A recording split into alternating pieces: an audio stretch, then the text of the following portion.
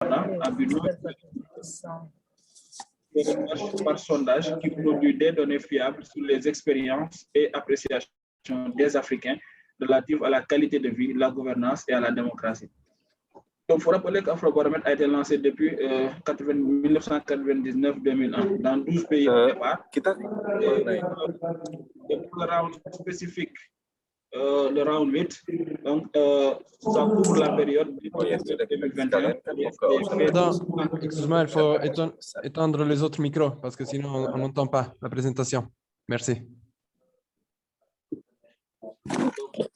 Je disais que l'objectif de l'enquête Afrobaromètre, c'est de donner au public une voix dans le processus de prise de décision politique en fournissant des données de haute qualité aux décideurs, aux organisations de la société civile, aux académiciens, aux médias, aux bailleurs et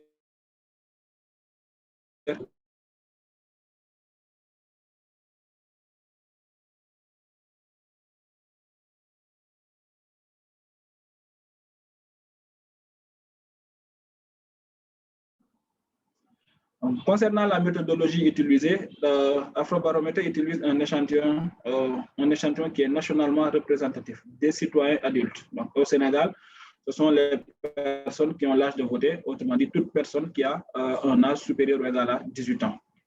Et il faut dire que l'ensemble des répondants sont aléatoirement sélectionnés. Donc, l'échantillon est distribué à travers les régions, les zones urbaines et rurales, proportionnellement à leur taille dans la population nationale. Il faut dire que chaque adulte a une chance égale d'être sélectionné.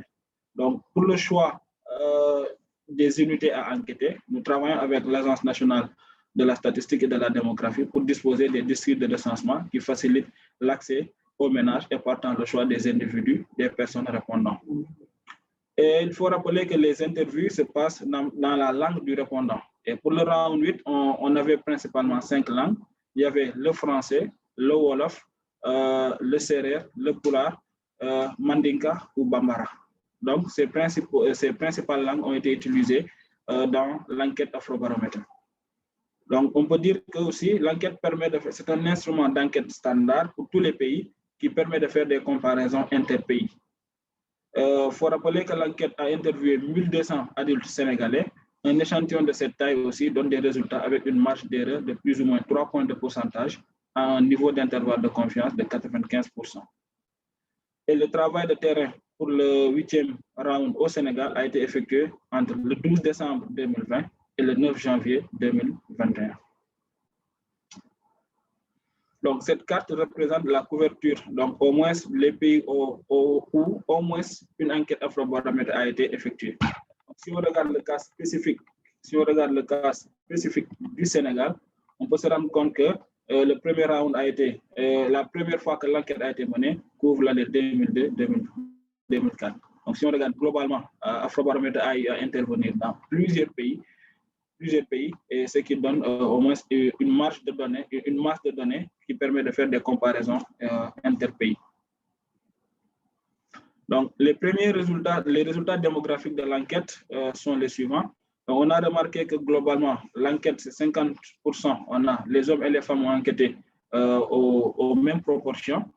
Il faut dire que Afrobaromètre donne une importance capitale aux questions du genre, notamment entre les hommes et les femmes, où dans chaque round, ils cherchent à enquêter autant d'hommes que de femmes pour avoir des informations plus ou moins diversifiées.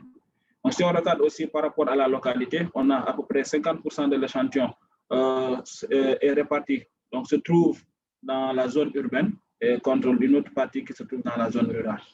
Donc, par rapport au niveau d'éducation, on a remarqué qu'à peu près 40% des personnes enquêtées donc, ont un niveau d'éducation, ont aucune éducation formelle. 22% ont atteint le niveau primaire, 27% qui ont atteint le niveau secondaire et seulement 12% qui ont fait une formation post-secondaire. Par rapport à la religion aussi, on a remarqué que les répondants, donc à peu près 8% sont de religion chrétienne, 91% de religion musulmane et 1% pour les autres religions. Donc, si on prend le point spécifique de la libre circulation et intégration régionale, Donc, nous pouvons voir que plus de 2 tiers, à peu près, donc 69% des Sénégalais estiment que les habitants de l'Afrique de l'Ouest devraient pouvoir franchir librement les frontières internationales pour faire du commerce ou travailler dans d'autres pays. Un autre résultat, c'est que même si on a à peu près 70% qui soutiennent cette idée de libre circulation, on voit qu'à peu près 30% pensent que les gouvernements devraient limiter les mouvements de presse, les mouvements de personnes et de biens. Et par ailleurs, on a remarqué qu'à peu près plus de 8 personnes sur 10, donc 84%, jugent difficile ou très difficile pour les populations de l'Afrique de l'Ouest de traverser les frontières internationales. Donc, les graphiques suivants montrent cette relation. Donc, par rapport à la libre circulation, ce que nous pouvons remarquer ici, c'est que lorsqu'on a posé la question de savoir laquelle des affirmations suivantes est la plus proche de votre opinion, l'affirmation 1 étant les personnes vivant en Afrique de l'Ouest devraient pouvoir franchir librement les frontières internationales pour faire du commerce ou travailler dans d'autres pays. L'affirmation 2 devrait limiter les mouvements transfrontaliers des personnes et des biens. On peut remarquer que ceux qui soutiennent la libre circulation, ici, représentent 69%, ce qu'on avait décrit tout à l'heure, contre 30% qui veulent une limitation des mouvements transfrontaliers des personnes et des biens. Donc, si on regarde maintenant ceux qui sont d'accord pour une libre circulation, donc, si on regarde ceux qui sont d'accord pour une libre circulation, on peut voir que globalement, il n'y a pas une différence entre ceux du milieu rural et du milieu urbain, à peu près 69%, 68 et 70%. On n'a pas un écart assez large entre ces deux groupes. De même qu'entre les hommes et les femmes, on ne décèle pas une différence entre les hommes et les femmes concernant la volonté, le souhait d'avoir la libre circulation des biens et des services, des biens et des personnes. Par rapport au niveau d'éducation, donc on peut remarquer, même si on n'a pas une grande différence en dehors de ceux qui sont entre l'écart entre ceux qui sont du niveau secondaire et ceux qui sont du niveau supérieur, en dehors de cet écart, on ne décèle pas un grand écart entre, selon le niveau d'éducation, sur la volonté de pouvoir faciliter la libre circulation des biens et des personnes. Par rapport à l'âge aussi, globalement, en dehors de ceux qui sont dans la tranche d'âge 36-45 ans, on n'a pas décelé une grande différence sur la volonté de faire d'avoir une libre circulation des biens et des services. Donc, si on regarde ceux qui disent, lorsqu'on a posé la question de savoir à quel point est-il facile ou difficile pour les populations de l'Afrique de l'Ouest de traverser les frontières internationales, ou pour travailler ou pour faire du commerce dans d'autres pays. Donc, on a remarqué que, par exemple, en 2014, seuls 12% affirmaient que c'était facile, 9% en 2017 et seulement 11% en 2021. Donc, ce qui fait qu'on n'a pas un grand écart pour ceux qui disent qu'il y a une amélioration ou bien une facilité à traverser les frontières. Cependant, ceux qui disent que c'est difficile ou très difficile pour les populations d'Afrique de l'Ouest de traverser les frontières, même si on ne décèle pas un écart entre 2014 et 2017, donc 2021, donc on voit un écart qui passe, où on remarque une augmentation à peu près de 18 points de pourcentage. Donc toujours selon ceux qui disent qu'il y a une difficulté pour traverser les frontières internationales, donc on ne décèle pas aussi une différence une différence énorme entre ceux du milieu rural et du milieu urbain, de même qu'entre hommes et femmes. Le niveau d'éducation aussi, on a à peu près les mêmes chiffres, le maximum on a à 86% et entre 81%. Donc si on regarde, bien que ça semble, même si ça semble décroissant, entre les plus jeunes où 85% parmi eux disent que c'est très difficile, et les personnes les plus âgées, ou 81%, il n'y a qu'un écart de à peu près de 4 points de pourcentage, donc ce qui demeure plus ou moins faible. Donc, si on passe au financement du développement, ce que les Sénégalais pensent sur le financement du développement. Donc, ce que nous pouvons remarquer, c'est que globalement, à peu près 80% des Sénégalais pensent que le développement du pays devrait être financé sur fonds propres. Donc, ça devrait être sur fonds propres. Donc, au lieu de faire des prêts extérieurs, même si cela signifie davantage d'impôts et taxes. Donc, par rapport aux conditionnalités sur l'utilisation des prêts ou de l'aide extérieure, on a remarqué que plus de 7 personnes sur 10 soutiennent que le Sénégal devrait décider sur comment dépenser ses fonds. Et on a remarqué aussi que à peu près la grande majorité, c'est-à-dire 71% des citoyens, soutiennent pour se développer, le pays devrait compter sur sa propre production et protéger les producteurs de la compétition étrangère. Enfin, un dernier résultat sur ce point, c'est que plus de 6 Sénégalais sur 10 pensent que le gouvernement ne devrait autoriser que les entreprises nationales à commercialiser les biens de consommation, même si cela se traduit par moins de biens disponibles ou des prix élevés. Donc, les graphiques relatifs à ces résultats sont les suivants.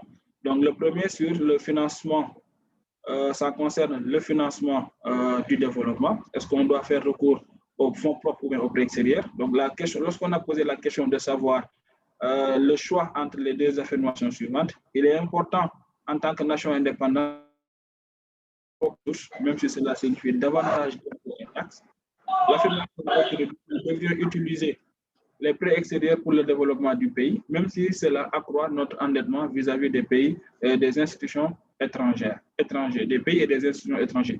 On s'est rendu compte qu'à peu près 80% préfèrent financer le développement à partir de ressources propres, même si à peu près 80% prônent l'utilisation des prêts externes.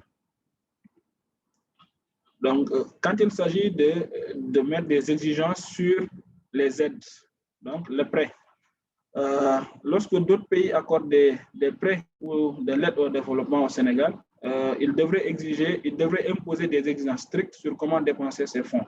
L'affirmation 2, lorsque d'autres pays accordent des prêts ou de l'aide au développement au Sénégal, ils devraient permettre à notre gouvernement de décider lui-même de comment utiliser ces ressources.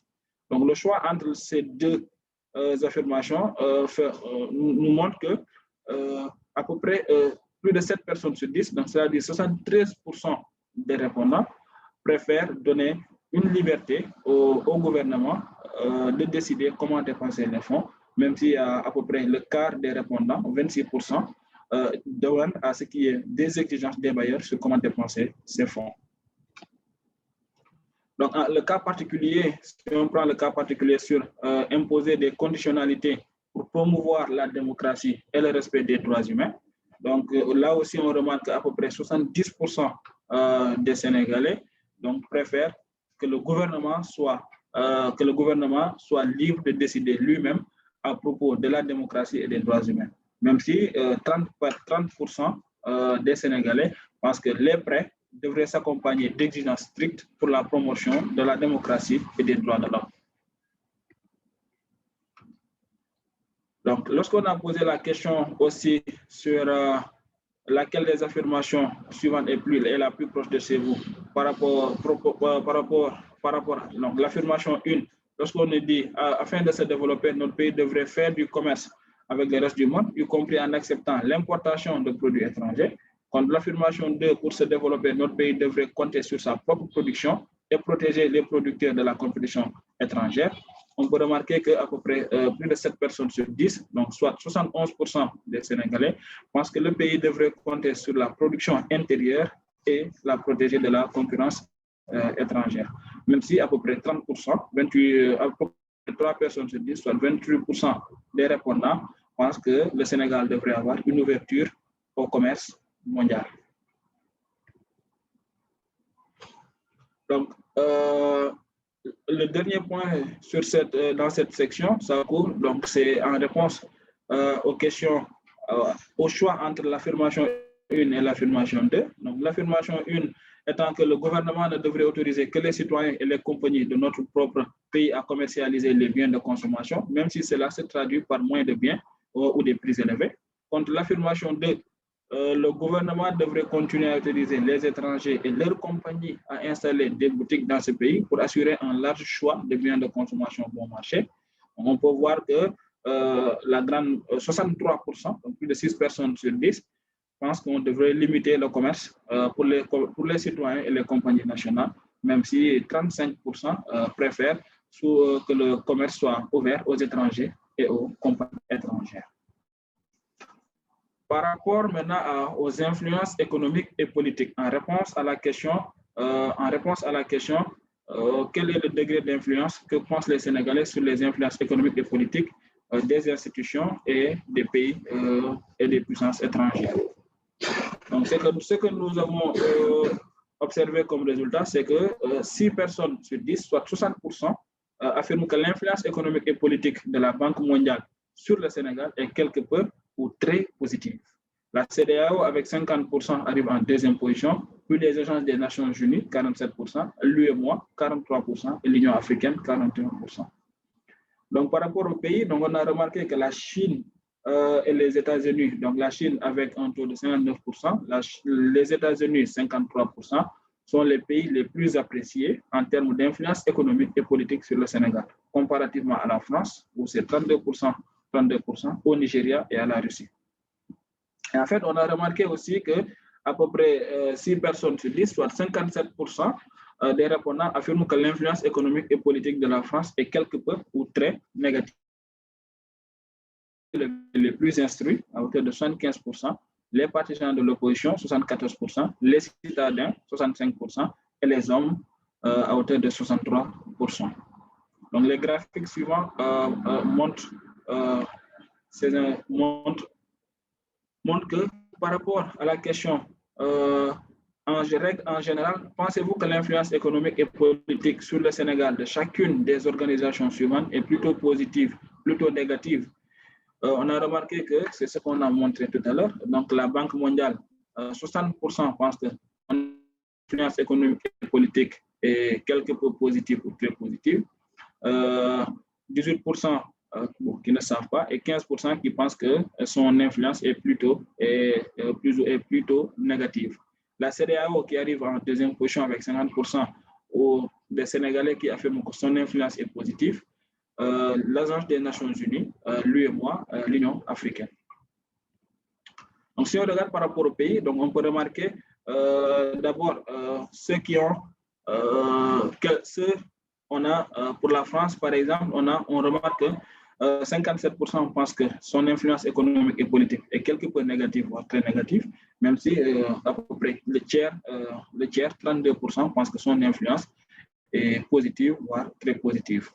Donc, si on prend le cas du Nigeria, donc c'est à peu près dans les mêmes proportions, 21% et 23% qui pensent que d'un côté que son influence est négative et de l'autre que son influence est positive. De même que la Russie, c'est un cinquième des Sénégalais qui pensent que son influence est soit positive ou négative. Par contre, pour la Chine, on remarque qu'à peu près de 60% des Sénégalais pensent que son influence économique et politique est plutôt positive, contre à peu près moins de 20% qui pensent que son influence est plutôt négative. De même que les États-Unis, où 53% des Sénégalais pensent que son influence économique et politique est positive. Donc, si on regarde maintenant si on regarde ça selon les caractéristiques sociodémographiques, par exemple, on a récupéré les 3 pays qui sont les plus appréciés, que sont la Chine, les États-Unis et la France. On peut remarquer que principalement pour la Chine d'abord, on peut voir que la Chine est beaucoup plus, son influence économique est perçue comme positive, plus en milieu rural, où ça atteint 61%, par les hommes aussi, 66%.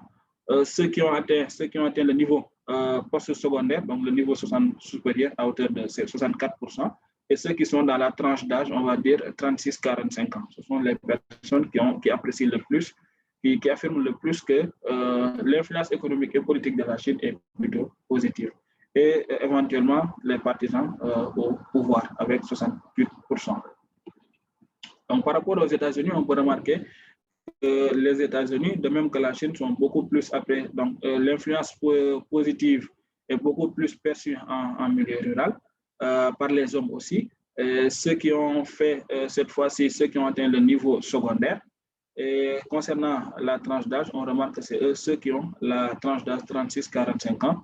Et ici, on remarque aussi que c'est toujours ceux qui pensent qu'ils sont beaucoup plus proches du parti au pouvoir. Donc, par rapport à la France, donc, on peut voir que ceux qui pensent que son influence est plutôt négative se retrouvent beaucoup plus dans le milieu urbain, se retrouve beaucoup plus dans le milieu urbain. C'est au niveau urbain et en plus, elle est beaucoup plus perçue par les hommes et ceux qui ont atteint le niveau supérieur, donc autrement dit ceux qui ont le post secondaire et en même temps ceux qui sont dans la tranche d'âge 46-55 ans. Et effectivement, les partisans de l'opposition qui pensent que son influence est plutôt négative. Donc, à contrario, on peut voir qu'à peu près le tiers des Sénégalais pensent que son influence est plutôt positive, voire très positive. Cette influence a atteint, par exemple, 44%. Pour ceux qui pensent que, pour ceux qui sont affiliés, ceux qui pensent qu'ils sont beaucoup plus proches au parti au pouvoir, et 37% pour ceux qui sont dans la tranche d'âge 36-45 ans. Donc, si on analyse, si on regarde, si on présente le modèle de développement préféré, donc on a posé des questions sur ça. Ce que nous avons obtenu comme résultat, c'est que près du tiers, 31% des Sénégalais choisissent le modèle chinois comme le meilleur modèle de développement 2021, suivi des États-Unis, 29%, et ceux qui disent que le Sénégal doit avoir son propre modèle à hauteur de 15%. La France arrive en 4e position avec 10%. Et on peut remarquer aussi que le modèle de développement chinois est plus préféré chez les citadins, les plus instruits et les partisans de l'opposition. Donc, si on regarde le graphique suivant, en réponse à la question, à votre avis, lequel des pays suivants, le cas échéant, serait le meilleur modèle de développement futur de notre pays? Ou y a-t-il un autre pays en Afrique ou ailleurs qui devrait être notre modèle? Donc, on s'est rendu compte que 31% préfèrent la Chine, 29% les États-Unis, 15% disent que le Sénégal devrait choisir son propre modèle et 10% pour la France. Bon, l'Afrique du Sud à 3% et le reste et les autres pays. Donc, si on regarde la variation entre 2014 et 2011, donc on peut voir que, par exemple, la Chine a gagné 3 points de pourcentage, alors qu'au même moment, les États-Unis ont perdu à peu près 4 points de pourcentage.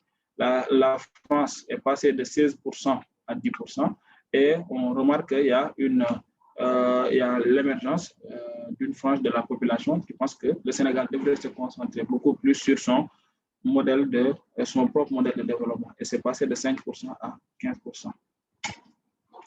Donc, si on regarde cette répartition selon le milieu de résidence, on peut voir que le modèle chinois est beaucoup plus apprécié par les citadins. Le modèle américain, on va dire, donc des États-Unis, est beaucoup plus apprécié en milieu rural, de même que le modèle français. Et ceux qui aussi pensent que le Sénégal devrait se concentrer sur son propre modèle est beaucoup plus apprécié en milieu rural. Donc, par rapport au niveau d'éducation, on peut voir que ce sont les plus instruits qui pensent que le modèle chinois est le mieux adapté, alors que ce sont ceux qui ont atteint le niveau secondaire qui pensent que le modèle des États-Unis est le plus adapté. Donc, la France, c'est le niveau primaire. Et par exemple, si on regarde ceux qui pensent que le Sénégal devrait se concentrer sur son propre modèle, donc est de 20%, et c'est beaucoup plus élevé pour ceux qui n'ont pas de niveau, qui n'ont pas une instruction formelle. Si on regarde selon l'affiliation politique, on peut remarquer que la Chine est beaucoup plus appréciée par ceux qui pensent être plus proches de l'opposition, alors que pour les États-Unis, on ne décèle pas une différence selon l'affiliation. Et pour la France, donc c'est beaucoup plus ceux qui sont dans le parti du pouvoir et ceux qui ne sont pas affiliés à aucun parti politique. Donc, si on regarde le dernier point, c'est-à-dire les relations économiques avec la Chine, donc, on peut remarquer qu'à peu près moins de la moitié des citoyens savent que la Chine consent des prêts ou de l'aide au développement au Sénégal. Donc, parmi ceux qui ont connaissance de ces prêts ou de l'aide au développement apportés par la Chine, 77% pensent que le gouvernement est tenu de les rembourser. Même de plus, les 2 tiers, 66%, parmi eux affirment que le pays s'est trop endetté auprès de la Chine. Toutefois, on peut voir que la moitié des citoyens, soit 51%, ayant connaissance des prêts accordés par la Chine, pense qu'elle met moins d'exigences sur le gouvernement comparativement à d'autres pays donateurs. Et enfin, 6 personnes sur 10 jugent que les activités économiques de la Chine influencent quelque peu ou beaucoup l'économie du Sénégal. Donc, si on regarde lorsqu'on a posé la question à votre connaissance, est-ce que la Chine consent à notre pays des frais ou de l'aide au développement, on peut voir que c'est 47% qui répondent par l'affirmative, mais donc la réponse varie fortement selon le milieu urbain et rural, puisqu'il y a une différence de 15 points de pourcentage entre ceux qui sont du milieu urbain et ceux qui sont du milieu rural. De même que ce sont les hommes qui ont plus de connaissances sur le fait que la Chine consent des prêts au Sénégal. Donc, ça croît avec le niveau d'éducation où ceux qui sont atteints le niveau supérieur, 72% connaissent, savent que la Chine consent des prêts contre 35% qui n'ont pas, qui ne connaissent, contre 35%, c'est les personnes qui n'ont aucune instruction formelle. Donc, par rapport à l'âge, donc ça varie un peu, même si ça atteint à peu près 52% chez les personnes de 46-55 ans. Donc, la question de savoir est-ce que le Sénégal est tenu de rembourser, on voit que la grande majorité, soit 77%, répondent par le Sénégal doit rembourser les prêts auprès de la Chine, même si à peu près 15% disent que le prêt. Donc, si on regarde la question sur le niveau d'endettement, on peut remarquer que lorsqu'on a posé la question de savoir, pensez-vous que notre gouvernement soit trop endetté auprès de la Chine? Après, bon, on a parmi ceux qui connaissent que le Sénégal consent, que la Chine consent un prêt à la Chine, 66% ont répondu par le Sénégal c'est trop endetté auprès de la Chine, même si 17% disent que le Sénégal n'est pas trop endetté. Donc, les exigences en matière de prêt ou de l'aide, lorsque la Chine accorde des prêts au Sénégal. On a cette question en réponse à la question, lorsque le Sénégal accorde des prêts et de l'aide au développement au Sénégal, pensez-vous qu'elle met plus d'exigences ou moins d'exigences sur notre gouvernement comparativement à d'autres pays donateurs? On peut voir que 51% des répondants pensent que la Chine met un peu moins ou beaucoup moins d'exigences que les autres pays donateurs, même si 10% pensent qu'il met autant d'exigences que les autres pays. Et à peu près, on a dit une personne sur 5, plus d'une personne sur 5, autrement dit 23%, pensent que la Chine met un peu plus ou beaucoup plus d'exigences que les autres pays donateurs. Donc, si on regarde l'influence, ce que les Sénégalais pensent sur l'influence des activités économiques de la Chine sur le Sénégal, on peut voir que globalement, 60% pensent que les activités économiques, l'influence des activités économiques de la Chine sur le Sénégal, c'est quelque peu ou beaucoup d'influence. Donc, les activités ont beaucoup d'influence sur l'économie du Sénégal. C'est inégalement réparti selon le milieu.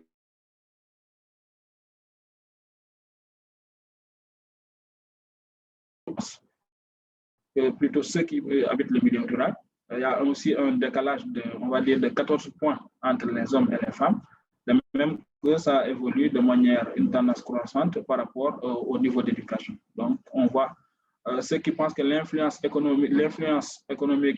des activités économiques de la Chine sur l'économie sénégalaise est plus élevée chez les personnes qui ont atteint le niveau supérieur. Par rapport à l'âge aussi, bon, on ne décèle pas une grande différence en dehors de ceux qui ont atteint le plus de 65 ans comparativement à ceux qui sont les plus jeunes. Donc, en guise de conclusion, ce que nous pouvons retenir de cette présentation, c'est que globalement, les Sénégalais souhaitent la libre circulation des biens et des personnes. Toutefois, ils affirment qu'il est difficile de traverser les frontières internationales. Un deuxième résultat, c'est que les citoyens soutiennent que le développement du pays devrait être financé sur fonds propres, en comptant sur sa propre production et en protégeant les producteurs de la compétition étrangère. L'influence de la Chine et des États-Unis est perçue positivement. Toutefois, l'influence de la France est plutôt perçue comme négative. Et on peut voir que les Sénégalais préfèrent plus les modèles chinois et américains pour le développement futur du pays, même si une frange de la population propose de se concentrer sur un modèle propre aux Sénégalais. Et enfin, les citoyens jugent que le pays s'est trop endetté de la Chine. Merci beaucoup. Merci beaucoup, Mamadou. Nous avons maintenant entre 20 et 25 minutes pour écouter vos commentaires et donner aux uns et aux autres la possibilité de réagir aussi à ces commentaires. Donc, donnons la parole à ceux qui veulent la prendre.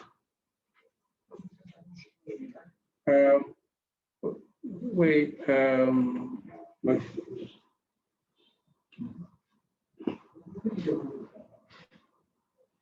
Professeur,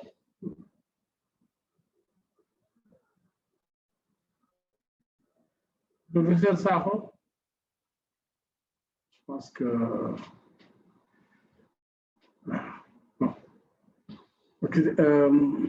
allez-y, ceux qui veulent prendre la parole. Je vois la main de Charlotte Lenz, ambassade. Oui, allez-y. Bonjour. Bonjour, vous m'entendez hein? Oui, oui, on vous entend. Merci beaucoup pour cette présentation. C'était vraiment très intéressant et très clair pour suivre aussi. J'apprécie beaucoup. J'ai appris énormément. J'aurais juste deux questions. La première, c'est par rapport aux questions des modèles américain, français et chinois, et surtout la différence entre le modèle américain et français, et aussi chinois, parce que je crois que même par rapport à ça, il y a eu des développements. Et la deuxième question, ce serait quand les participants ont dit qu'ils avaient des connaissances des prêts de l'aide de la Chine, est-ce que vous avez des informations un peu plus précises sur le type de connaissance ou sur quoi était basée cette connaissance? Est-ce que c'était l'existence simplement de ces prêts ou est-ce que c'est par rapport à des informations sur le type de prêts ou les conditionnalités ou les types d'aides et de soutien qui ont été mises en place? Je peux envoyer les questions sur le chat, comme ça c'est peut-être plus facile pour les voir. Merci beaucoup encore pour cette présentation. Merci, merci. Une autre intervention?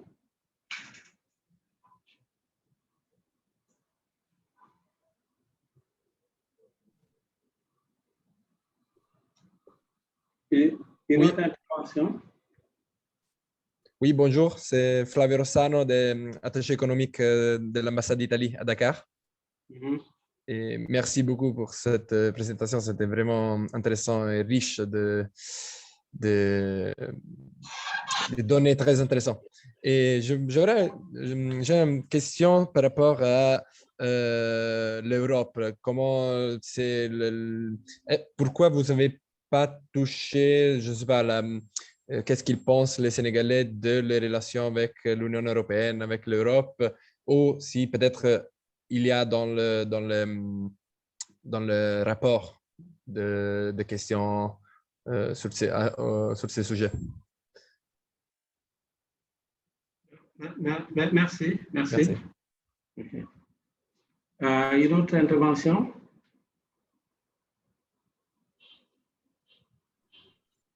Bonjour. Bonjour. Voilà, c'est M. Ndiaye Ismaïla de l'OFNAC qui voudrait donner son point de vue sur ce qui vient d'être présenté et peut-être poser quelques questions. Alors, je vais commencer par remercier le présentateur qui nous a fait un exposé assez exhaustif des résultats de l'enquête sur les points, en tout cas définis et ciblés, en l'occurrence la libre circulation, le financement du développement, les modèles de développement préférés et les relations économiques avec la Chine. Alors moi, ma première question, c'est une question que je qualifierais de préjudicielle. Est-ce qu'on peut avoir une idée de l'objectif même de cette enquête? Est-ce que c'est pour orienter l'État du Sénégal, par exemple, sur ses perspectives de développement pour le futur, ses perspectives de relations économiques, soit avec la Chine ou les États-Unis, si je comprends bien les résultats tirés de cette enquête de perception, je qualifierais d'enquête de perception. Est-ce que c'est pour dire à l'État du Sénégal, pour avoir l'adhésion des populations, vaudrait mieux traiter avec un tel pays et ne pas trop se focaliser sur un autre. Donc ça, c'est peut-être ma première question par rapport aux objectifs même de l'enquête. Alors, la deuxième question, c'est sur l'échantillonnage. J'ai vu que le présentateur nous a parlé de citoyens adultes. Les citoyens adultes, voilà, donc qui peuvent avoir des niveaux d'études différents, des cadres de vie différents entre le monde rural et le monde urbain. Est-ce que pour ce genre d'enquête qui parle plus de questions économiques, de questions d'enjeux, est-ce que ce serait bien de juste se limiter à ce type d'échantillonnage si on sait que les gens n'ont pas, en tout cas, le même niveau de compréhension sur ces questions-là, n'ont pas le même vécu? Est-ce que dire 66%, 80% des adultes ont dit ceci? Est-ce que cela, au-delà de la perception, parce que la perception n'est pas le réel, hein? Donc la perception, c'est la perception. Chacun est libre d'avoir sa perception, mais dans le réel, si on veut vraiment orienter nos États ou nos gouvernements à faire des choix, est-ce que cette approche-là est la bonne? Aussi bien sur les sanctionnaires que sur la distribution. Voilà.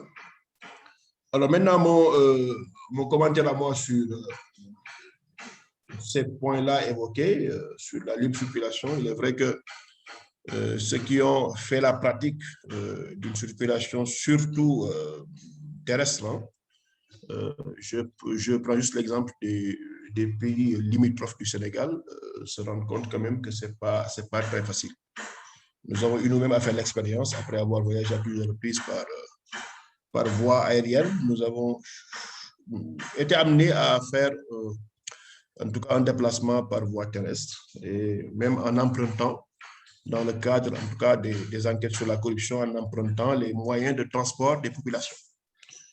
Mais là, on se rend compte que le traitement est très différent. Et vraiment, c'est très difficile pour un citoyen lambda de se déplacer d'une zone pour aller à une autre. Il y a même des checkpoints où vraiment la corruption est systématisée. Il n'y a aucun contrôle qui se fait. Les gens descendent, font la queue, vont verser 1000 francs au contrôleur routier, et voilà, reprennent leur bus et repartent. Bon, ça, quand même, ça peut étayer ceux qui disent que se déplacer est très, très, très difficile.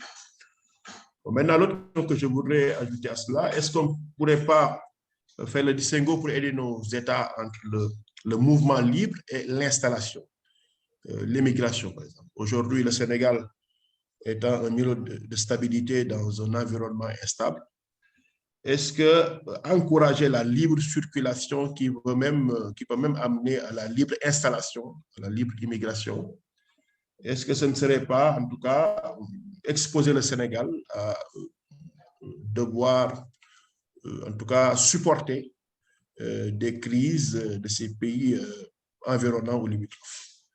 Si le Mali compte 20 millions d'habitants, la Guinée 12 millions, etc., est-ce que si ces pays-là connaissent de l'instabilité et qu'on encourage la libre circulation menant vers la libre immigration et installation, est-ce que cela ne peut pas poser des problèmes? Peut-être avoir cela en ligne de mire dans l'analyse de ce qu'on appelle la libre circulation.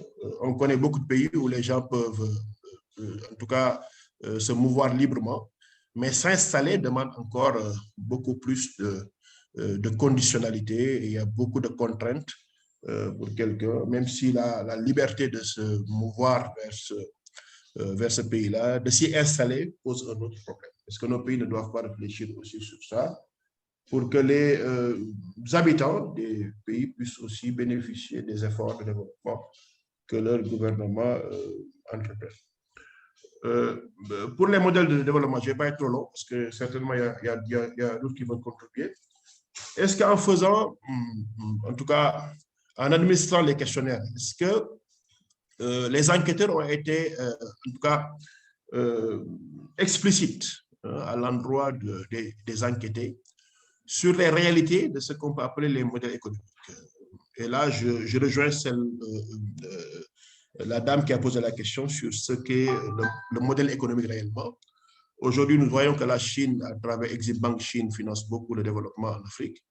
Mais tout le monde se rend compte que c'est un investissement extraverti, où ce sont des entreprises chinoises qui viennent accompagner les Exim Bank chinoises pour venir, en fait, l'Exim Bank chinoise pour venir faire des investissements en Afrique. Donc, tout ce qui est amené en termes de ressources retourne par une autre voie dans ces pays-là. Nous avons aussi essayé au Sénégal d'implanter des entreprises chinoises et nous avons vu le résultat en termes de traitement humain. La dernière histoire, je ne vais pas en parler, peut-être ce sera faire une mauvaise publicité pour l'entreprise, mais nous avons vu une entreprise chinoise qui s'est installée en tout cas à grande communication, mais par la suite, nous avons entendu ce que disent les employés de ces entreprises-là en termes de traitement mauvais qu'ils subissent de la part de ces investisseurs. Est-ce que donc nous avons été explicites à l'endroit des enquêtés pour savoir qu'est-ce qu'ils comprennent du modèle chinois, qu'est-ce qu'ils comprennent du modèle américain, qu'est-ce qu'ils comprennent du modèle français pour faire des choix objectifs et que l'enquête de perception puisse être meilleure. Bon, ce n'est pas très contraignant quand on est dans l'enquête de perception, mais si on veut en faire des... que l'enquête soit plus précise et que les enquêtés soient plus au courant et au fait de ce qui se dit et se fait. Je ne veux pas aller retenir encore plus la parole, donc c'était juste les questions et les observations que j'avais. Et je vous remercie pour cette enquête, en tout cas sur la perception, qui peut être utile pour d'autres projets d'enquête. Voilà, je vous remercie. Merci beaucoup. Merci beaucoup, M. Ndiaye, pour vos questions très pertinentes. On va surtout choisir une phase phare qui est l'identité, où on va voir dans le processus de développement de la personne et nous on va on ne s'entend pas bien. Pouvez-vous rapprocher peut-être du micro ou bouger un peu? Reprenez, s'il vous plaît.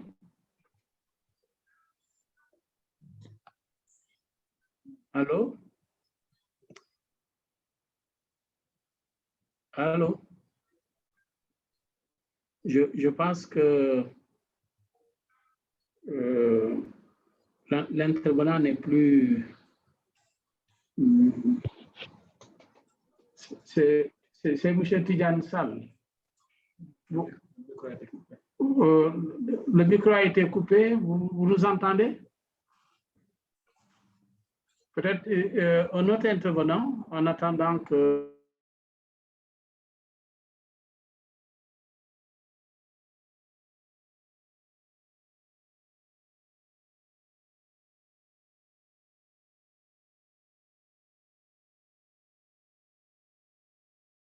Monsieur Sall est off.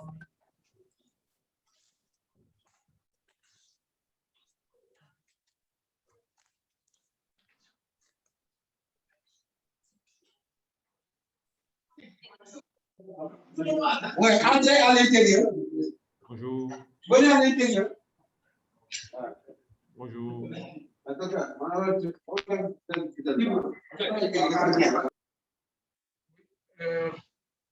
Allez-y, sinon un autre intervenant peut faire ses commentaires en attendant.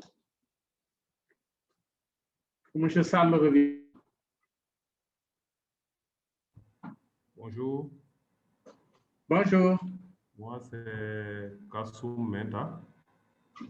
Bonjour, J'ai vraiment apprécié votre intervention et j'ai vraiment appris beaucoup sur la perception des Sénégalais sur l'influence extérieure. Moi, je suis malien, je suis basé au Mali et ça me donne des idées pour peut-être mener une mini-enquête de ce genre chez moi. Mais je voulais un peu répondre à M. Ndiaye qui, à mon avis, pense que l'ouverture n'est pas une bonne chose ou, si j'ai bien compris, et son intervention. Moi, je veux dire que je suis malien, j'ai étudié au Sénégal et à l'instar de Maliens, Et je voulais juste préciser que notre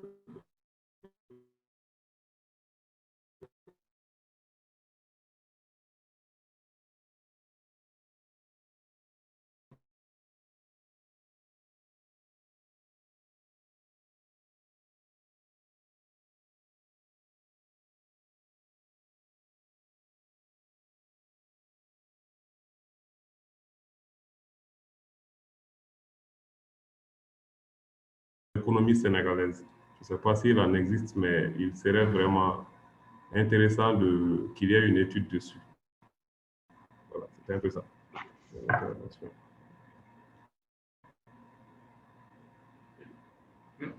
Merci beaucoup.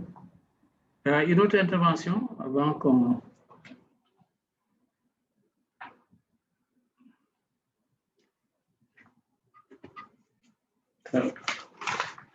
Très bien.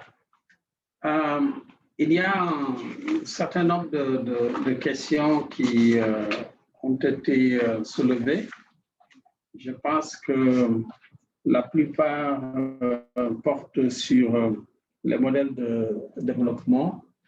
Est-ce que on a été explicite sur le contenu de ces modèles de développement?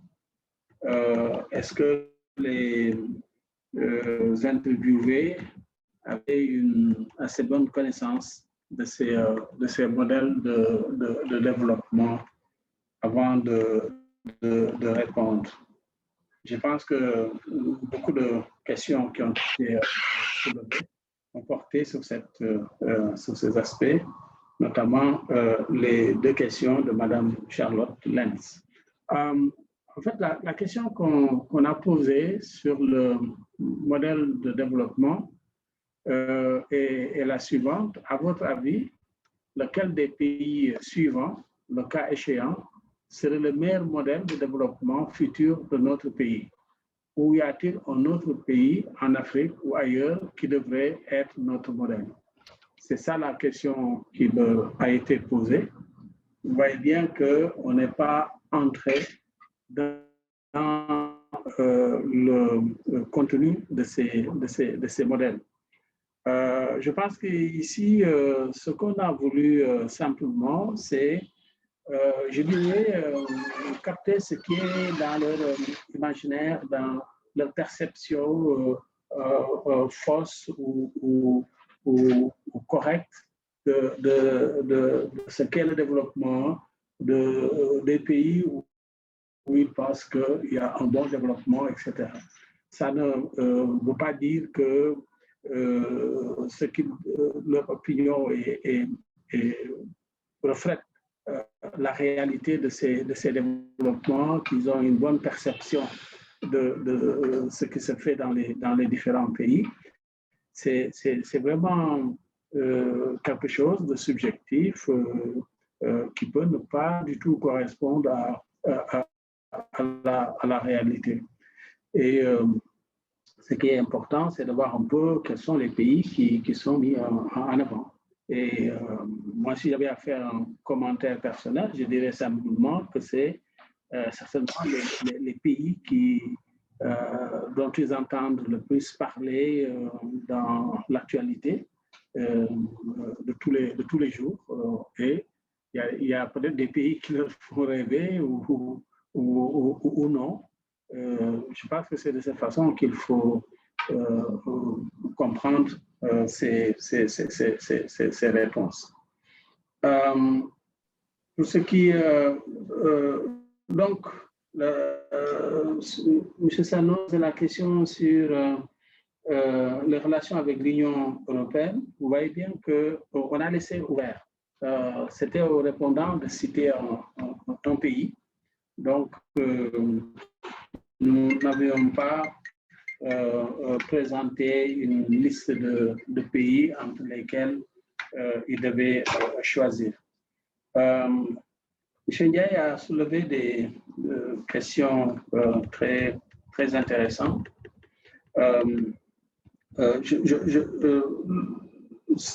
là aussi, quelle était l'idée derrière? Je crois qu'en partie, il a répondu à la question. Ce qu'on voulait, c'est recueillir l'opinion des Sénégalais.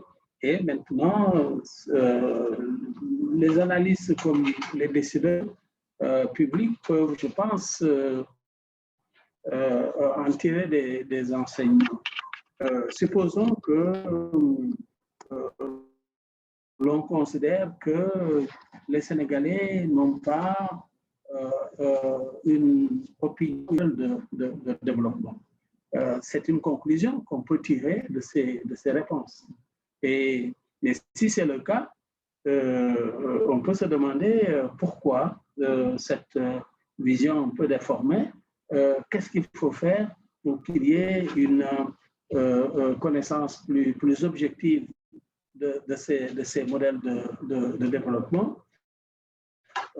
On peut en tirer aussi la conclusion que un modèle de développement sénégalais n'est pas bien perçu par les Sénégalais, ne voient pas dans leur majorité c'est quoi que sont les contours de ce modèle de développement national. C'est certainement la raison pour laquelle il y a peu d'adhésion à ce modèle, puisqu'on est autour de 15%. Et comment faire pour que le modèle de développement qu'on veut pour ce pays soit mieux connu? Je crois que les décideurs peuvent tirer des enseignements de ces résultats, même si ces résultats, a priori, ne vont pas dans le sens qu'elles auraient souhaité. Il y a toujours possibilité d'agir à partir de ces résultats. Pour ce qui concerne l'échantillonnage, je pense que l'idée dès le départ était d'avoir un Sénégalais moyen, si je puis dire, qui puisse répondre à toute une série de questions. Et comme ce sont ces Sénégalais adultes qui votent, bon, c'est important d'avoir son opinion, même sur des questions dont il n'a pas une bonne maîtrise.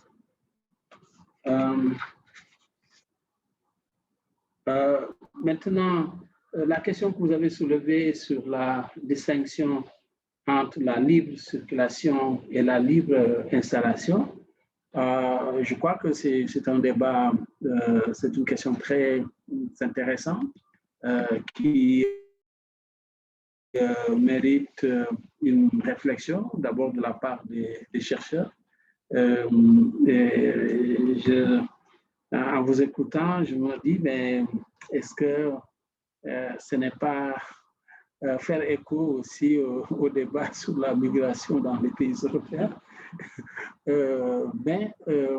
C'est une question qu'il faut se poser et trouver des réponses. Déjà, vous avez fait une distinction très importante entre la libre circulation et la libre installation. Bon, comment on peut rendre opérationnelle cette distinction? Là aussi, c'est un débat qui est très important. Je constate simplement que ni l'UEMOA ni la CEDEAO ne posent pour le moment ces questions. C'est peut-être à la recherche, dans un premier temps, de s'en saisir et de faire des analyses qui puissent inspirer la réflexion des organisations d'intégration régionale. Bon, M. Kassoum, oui, je pense que je n'ai pas vraiment eu des travaux sur les bienfaits, si je puis dire, de l'ouverture extérieure pour le Sénégal. Mais moi, ça c'est à titre personnel, je pense que l'ouverture a plus de bienfaits que d'inconvénients. et que mon hypothèse est que si ce type d'analyse, si on faisait ce type d'analyse, le résultat principal est que le Sénégal tire plus bénéfice de son ouverture que s'il était fermé sur lui-même. Bon, mais c'est des analyses qui méritent d'être faites et qui, à mon avis, pourraient renforcer le plaidoyer pour une intégration régionale plus forte. On a peut-être encore 5 minutes s'il y a des personnes qui veulent intervenir. Oui, chez Gaï. Oui. Oui. Je voulais rebondir sur cette question qui a été ajoutée, je pense par notre interlocuteur de l'OFNAC sur la problématique de la libre circulation qui pourrait, selon ses propos, être un problème et le fait que l'installation se fasse. Bon, je pense que la perception que nous avons des Sénégalais et des Sénégalais moyens, en fait, je pense qu'ils généralement ne sont pas très instruits, c'est le sentiment qui est typiquement sénégalais, même si c'est dénaturé parfois, le sentiment de teranga, si je puis être subjectif. Mais la question, c'est est-ce qu'on peut mettre des entraves à la libre circulation des personnes? Dans la réalité, les traités ne nous permettent pas. Je pense que tel que les traités fonctionnent avec la CEDEAO et maintenant, depuis la ZLECAf, le fait qu'à l'échelle continentale, les personnes et les marchandises doivent circuler, ne nous permettent pas de mettre des entraves par rapport à cela. Ce qu'il faudrait peut-être faire, c'est mettre je ne sais pas moi, mettre une réglementation de sorte que ça ne soit pas,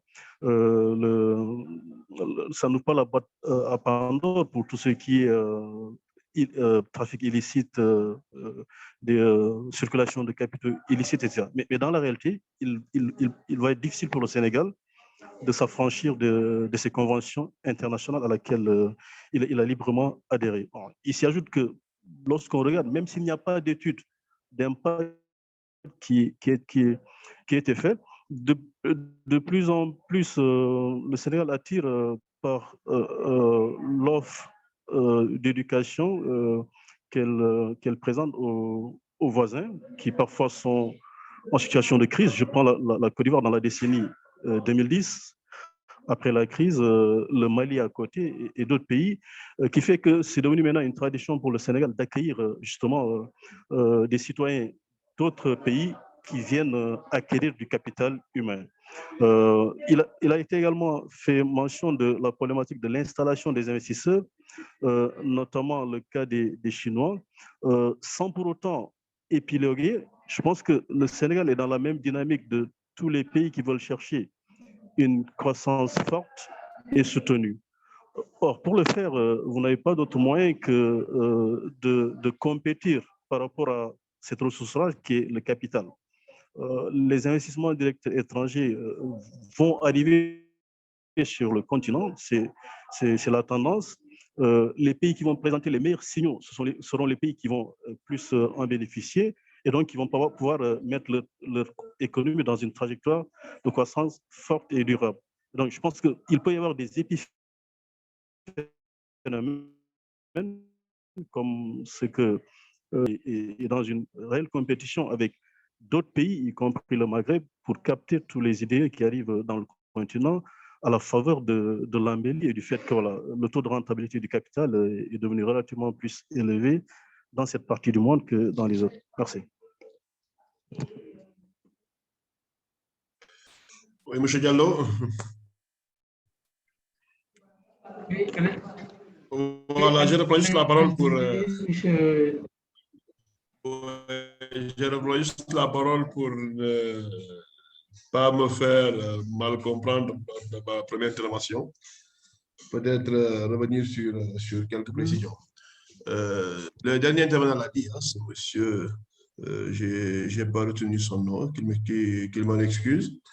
Nous ne remettons pas en cause la culture sénégalaise de la teranga, de l'ouverture. Nous ne remettons pas en cause l'importance des investissements directs étrangers. Nous ne remettons pas en cause l'importance même, en tout cas, de la libre circulation des biens et des personnes.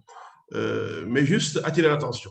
Nous ne pouvons pas échapper aux logiques mondiales, hein, en tout cas qui font la loi un peu partout. Ce n'est pas pour rien que le Canada, les États-Unis, voilà, des pays qui sont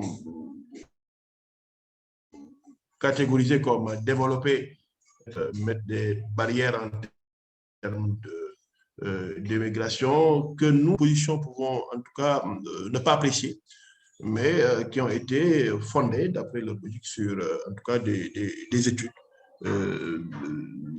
bien faites, et, voilà, sur des études bien menées.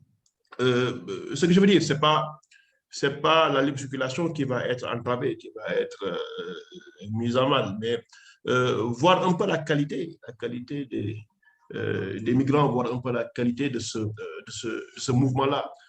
C'est pourquoi d'ailleurs j'ai différencié entre circuler et s'installer. Je ne veux pas stigmatiser une catégorie, mais nous nous rendons compte que dans notre rapport avec certains de nos pays limitrophes, nous voyons qu'il y a une migration d'une certaine catégorie de personnes. Aujourd'hui, vous allez faire les artères de Dakar et vraiment, je ne vais pas stigmatiser, mais vous allez vous rendre compte que certains peuvent user de cette liberté de circulation pour quitter un pays, une capitale, aller vers une autre, pour seulement manger. Manger parce que manger est plus, en tout cas, rapporte plus à Dakar que dans certaines capitales. Est-ce que cela est l'objectif que l'on doit rechercher à travers la libre circulation bénéfique à nos économies? C'est juste un débat que j'ai voulu poser et ça n'a rien à voir avec tout l'intérêt que nous tirons des étudiants étrangers, de la libre circulation, je vais revenir, des biens et des personnes, d'un mouvement bénéfique à nos pays qui renforce l'intégration de nos économies. Ça, personne ne discute de son utilité et de son intérêt. Mais on peut mettre dans le panier à réflexion cette dimension-là entre le mouvement, la circulation et l'installation durable. Et j'ai donné l'exemple de beaucoup de pays où certaines nationalités peuvent s'y mouvoir sans aucun problème. Vous venez à l'aéroport avec votre passeport, vous entrez, même sans visa des fois, mais pour y installer, alors là, il faut un certain nombre de procédures. Et je ne pense pas que nos pays, dans leur logique de développement, doivent échapper, en tout cas, à ces réflexions-là, qui peuvent renforcer davantage disons, nos gains que nous réalisons à travers nos politiques économiques, mais aussi ne pas entraver, comme je l'ai dit dans le début de mon propos, la libre circulation qui est en tout cas consacrée dans les conventions que nous avons signées dans le cadre des institutions régionales, sous-régionales, etc. C'est juste me faire plus comprendre. Nous ne sommes pas contre cela, mais nous voulons attirer l'attention des cadres de réflexion que vous êtes sur ce genre de différences à faire. Voilà, c'est ce que je voulais dire en termes de contribution. Merci beaucoup. On peut prendre juste deux dernières questions, s'il y en a, avant de mettre un terme à la rencontre.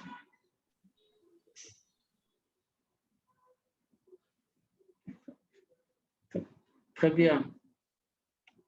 S'il n'y a pas d'autres interventions, je voudrais une fois encore remercier tous ceux qui ont pris part à la réunion. L'objectif que nous poursuivions et que poursuit aussi Afrobaromètre, c'est de donner la parole aux populations africaines pour qu'elles puissent exprimer librement leur opinion en ce qui concerne les questions économiques, les questions politiques, sociales, culturelles. Et l'enquête vise à fournir justement des informations, des données de bonne qualité, à partir desquelles les décideurs, mais aussi d'autres acteurs, qu'il s'agisse des organisations de la société civile, qu'il s'agisse des chercheurs, à partir de ces informations, tous ces acteurs peuvent mener une réflexion sur qu'est-ce qu'il faut faire pour mieux satisfaire les populations africaines. C'est vraiment l'objectif de ces enquêtes Afrobaromètre. Nous avons l'intention d'organiser d'autres ateliers qui vont porter sur d'autres thèmes qui ont été développés au cours de cette enquête. Et nous vous remercions et espérons que vous participerez aussi à ces prochains ateliers que nous organiserons. Merci beaucoup. Il y a des gens qui veulent poser des questions. Vous avez écrit le message dans le chat.